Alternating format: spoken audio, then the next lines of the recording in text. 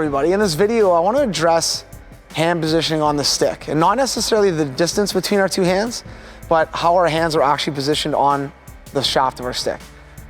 Oftentimes when we're working with players on shooting, we see their hand positioning is off a little bit. So obviously we know we want their hands to be separated, especially on a wrist shot, but we see a lot of times where players, the V of their hands, so right in here, is not down the right part of their stick. Ideally we want the V of their hand to be on the skinny part of their stick. A lot of times players rotate it over to here. And what happens with that is when they go to take their shot or rotate their hands, their blade opens up way too much.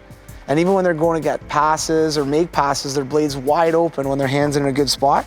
So their hand's in a neutral here.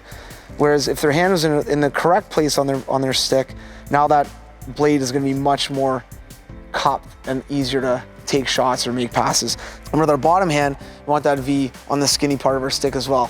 The bottom hand's a little different. It may move around a little bit, which is okay, but our top hand should have limited movement. It might slide a little bit, but ideally we don't want to twist it all the way around.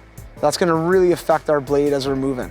A good rule of thumb for coaches and parents is to keep those V's up the skinny part of our stick and not allow players to rotate too much, especially with that top hand on the top part of our stick.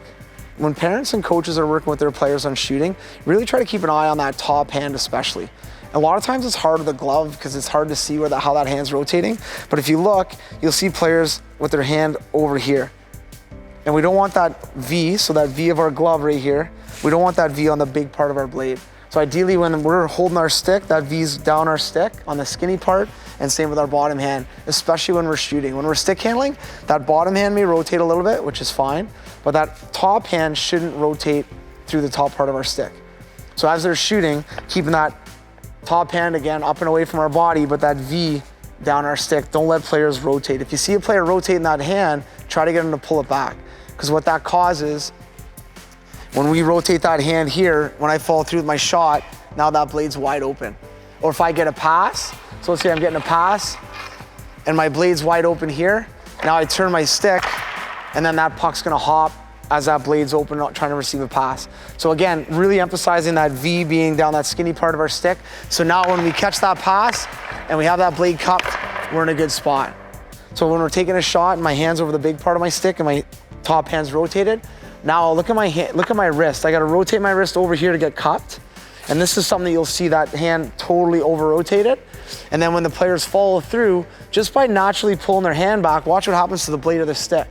The blade of the stick's gonna open right up, and that's gonna cause for the shot to be off, not accurate, and a lot of power off that shot. By simply addressing how a player holds their stick, so keeping the V on the skinny part of their stick, this could drastically improve a player's shot, stick handling, and passing. And if we can address it at young ages, that'll set this player up for more success in their future.